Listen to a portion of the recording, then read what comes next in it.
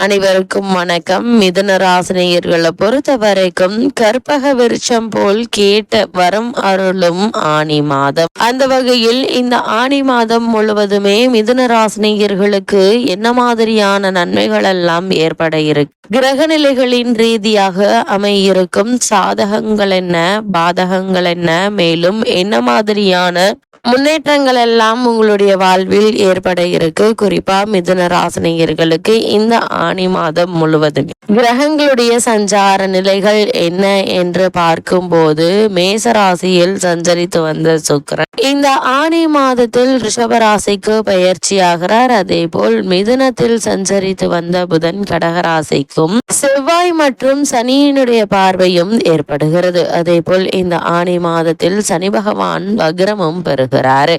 இதன் காரணமாக மிதுன ராசினியர்களுடைய வாழ்வில் இந்த ஆனி மாதம் முழுவதுமே குடும்ப சூழ்நிலை ரீதியாக உத்தியோகம், தொழில், வியாபாரம், கலைத்துறை, அரசியல் துறை, மாணவ மாணவிகள், விவசாயத்துறையினர், பெண்மணிகள் என அனைவருக்குமே என்ன மாதிரியான நன்மைகள் எல்லாம் ஏற்பட இருக்கு என்பது குறித்தான முழுமையான பதிவை தான் இந்த வீடியோல நம்ம விரிவா பார்க்க போகிறோம்.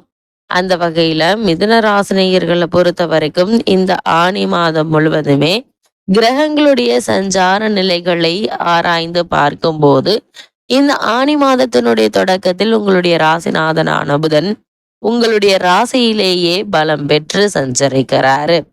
அவரோடு சகாய ஸ்தானாதிபதி சூரியனும் தொழில் ஸ்தானாதிபதி குருவும் இணைந்து சஞ்சரிப்பதால தொழில் முன்னேற்றம் எதிர்பார்த்ததை காட்டிலும் கூடுதலாக இருக்கக்கூடிய ஒரு தருணமாதான் இந்த மாதம் உங்களுக்கு அமைஞ்சிருக்கு. அது மட்டும் இல்லாம இந்த மாதத்தை பொறுத்த வரைக்கும் கிளை தொழில் தொடங்கும் சூழ்நிலை உருவாகுங்க. அதே போல உத்தியோகத்தில் உள்ளவர்களுக்கு உயர் பதவிகள் கிடைப்பதற்கான அறிகுறிகள் தென்படுகிறது என்பதை கிரகங்களுடைய சஞ்சார நிலைகள் தெளிவாகவும் உறுதியாகவும் எடுத்துக்காட்டுது. ஜென்ம குருவினுடைய ஆதிக்கத்தில் இடமாற்றங்கள் இனிமை தரும் விதம் அமையுங்க. அதனால உத்தியோகத்தில் இருப்பவர்கள் ஏற்படக்கூடிய இடமாற்றத்தை ஒப்புக்கொள்வது உங்களுடைய எதிர்கால வாழ்க்கைக்கு மிக மிக நல்லது என்பதை கிரக நிலைகள் மீண்டும் மீண்டும் அறிவுறுத்துது. அதே போல் மிதுன ராசினியர்களை பொறுத்த வரைக்கும் மேச ராசியில் சஞ்சரித்து வந்த சுக்கிரன் இந்த ஆனி மாதத்தில் ரிஷபராசிக்கு பயிற்சியாகிறார். அதாவது விரயாதிபதி சுக்கிரன் விரயஸ்தானத்திற்கு வரும் இந்த நேரம் கொஞ்சம் விரயங்கள் என்பது கூடுதலாக தாங்க இருக்கும். இந்த விரயங்களை சுப விரயங்களாக மாற்றிக்கொள்வது உங்கள் கையில தாங்க இருக்கு. அதே போல மிதுன ராசியை சேர்ந்த ஒரு சிலர் கடன் சுமையின் காரணமாக ஆபரணங்களை அடகு வைப்பதற்கோ விற்பதற்கோ முயற்சிப்பீங்க. கூடுமான வரைக்கும் நகைகளை விற்க வேண்டாங்க, அடகு வைப்பதே நல்லதுங்க. கூடுமான வரைக்கும் அந்த கடனை அடைப்பதற்கான முயற்சிகளை மேற்கொள்வது நல்லது. அதே போல் வீட்டிற்கு தேவையான அத்தியாவசிய பொருட்களை வாங்குவதில் கவனம் செலுத்தக்கூடிய ஒரு தருணமாகவும் இந்த ஆனி மாதம் அமையிருக்கு என்பதை கிரகங்களுடைய சஞ்சார நிலைகள் தெளிவாகவும் உறுதியாகவும் எடுத்துக்காட்டுது. அதே போல் உங்களுடைய ராசியை பொறுத்தவரை சுக்கிரன் பூர்வ புண்ணிய ஸ்தானத்திற்கும்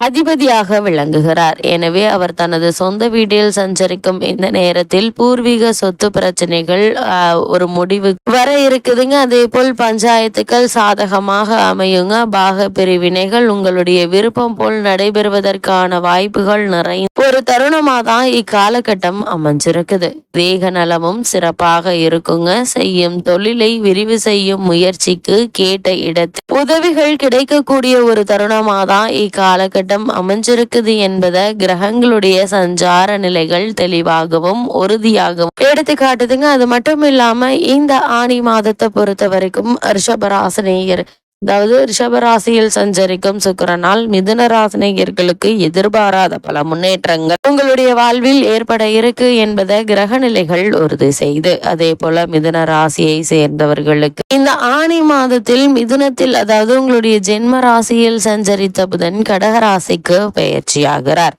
புதன் உங்களுடைய ராசிநாதனாகவும் சுகஸ்தானாதிபதியாகவும் விளங்கக்கூடியவர். அவர் 2ஆம் இடத்திற்கு வரும் இந்த நேரம் இனிய பலன்கள் ஏராளமாக நடைபெற இருக்கு என்பது கிரக நிலைகள் தெளிவாகவும் உறுதியாகவும் எடுத்துக்காட்டுது. குறிப்பா இந்த ஆணி மாதத்துல கொடுக்கல் வாங்கல் லாபம் தரும் விதத்தில் அமைய இருக்குதுங்க. கொடுத்த வாக்கை காப்பாற்றுவதற்கான முயற்சிகள் மேற்கொண்டு வெற்றி காணக்கூடிய ஒரு தருணமா தான் இக்காலகட்டம் அமைஞ்சிருக்கு.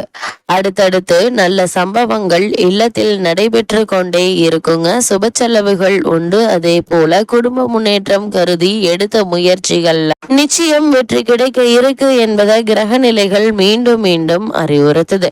பிள்ளைகளுக்கு மேல் படிப்பு சம்பந்தமாக ஏதேனும் ஏற்பாடு செய்திருந்தால் அது கைகூட இருக்குதுங்க. உத்தியோகத்தில் உங்களுக்கு இடையூறு செய்த மேலதிகாரிகள் மாற்றப்படுவதற்கான சாத்தியக்கூறுகள் இருக்குதுங்க. மொத்தத்துல மிதுன ராசினியர்களுக்கு இந்த ஆணி மாதத்தை பொறுத்த வரைக்கும் நீங்கள் எதிர்பாராத பல இனிய சம்பவங்கள் உங்களுடைய வாழ்வில் ஏற்பட இருக்குதுங்க. அயல் நாடு சென்று பணிபுரிய வேண்டும் என்று விரும்பியவர்கள் அது கைகூட இருக்கு. அதற்கான முயற்சிகளை இந்த மாதத்தில் நீங்கள் தாராளமாக முயற்சிக்கலாங்க. நல்ல நிறுவனங்களிலிருந்து அழைப்புகள் வரலாம். இப்படிப்பட்ட சந்தர்ப்ப சாதகங்களை பயன்படுத்தி கொள்வது உங்கள் கையில தாங்க இருக்கு. அதே போல் மிதுன ராசினியர்களை பொறுத்த வரைக்கும் கடகராசியில் சஞ்சரிக்கும் செவ்வாயினுடைய பார்வை சனி பகவானின் மீது பதிகிறதுங்க. அதாவது இந்த மாதம் முழுவதும் கும்பராசியில் சஞ்சரிக்கும் சனியை சிம்ம ராசியில் சஞ்சரிக்க போகும் செவ்வாய் பார்க்க இருக்கிறார். இது அவ்வளவு நல்லதல்லங்க.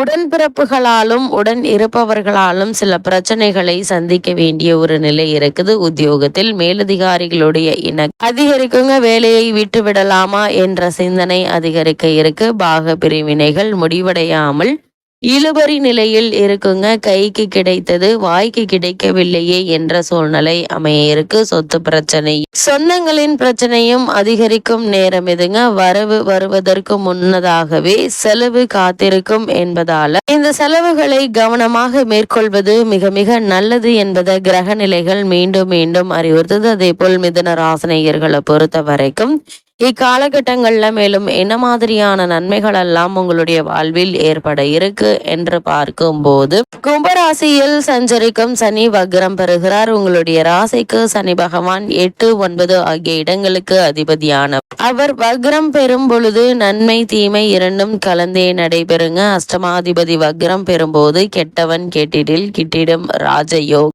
என்பதற்கு ஏற்ப நல்ல பலன்கள் கிடைக்க இருக்கு. அதே நேரத்தில் பாக்கியாதிபதியாகவும் சனி விளங்குவதால் சில இழப்புகளை நீங்கள் சந்திக்க வேண்டி ஒரு நிலை இருக்குதுங்க. எதிரிகளுடைய பலம் மேலோங்கும். பல முறை முயற்சி செய்தும் ஒரு சில காரியங்கள் முடிவடையாமல் போகலாங்க. அதனால் அதிக கவனத்தோடும் எச்சரிக்கையோடும் ஒவ்வொரு செயல்களை செய்வது மிக மிக நல்லது என்பதை கிரக நிலைகள் மீண்டும் மீண்டும் அறிவுறுத்தது. மிதுன ராசினியர்களை பொறுத்தவரை பொது வாழ்வில் உள்ளவர்களுக்கு குறுக்கீடுகள் அதிகரிக்குங்க. வியாபாரம் தொழில் செய்பவர்களுக்கு பங்குதாரர்களால் தொல்லை உண்டு. உத்தியோகத்தில் உள்ளவர்களுக்கு பணிச்சுமை அதிகரிக்க இருக்கு. கலைஞர்களுக்கு வாய்ப்புகள் வந்தாலும் உபயோகப்படுத்தி கொள்ள இயலாது. மாணவ மாணவியர்களுக்கு மறதி அதிகரிக்கும். பெண்மணிகளுக்கு குடும்ப சுமை அதிகரிக்க இருக்கு. விரயங்கள் எதிர்பாராத விதம் வந்து சேருங்க. இந்த மாதத்தை பொறுத்த வரைக்கும் குடும்பத்தில் ஏற்பட்டு வந்த சிறு சிறு சண்டை சச்சரவுகள் அபிப்பிராய பேதங்கள் நீங்கி குடும்பத்திற்குள் நல்ல ஒரு ஒற்றுமை நிலவக்கூடிய ஒரு தருணமாதான் இக்காலகட்டம் அமைஞ்சிருக்குது என்பதை கிரகங்களுடைய சஞ்சார நிலைகள் தெளிவாகவும் உறுதியாகவும் எடுத்து காட்டுதுங்க. மிதுன ராசினியர்களை பொறுத்த வரைக்கும் பொது வாழ்வில் உள்ளவர்களுக்கு மேலும் என்ன மாதிரியான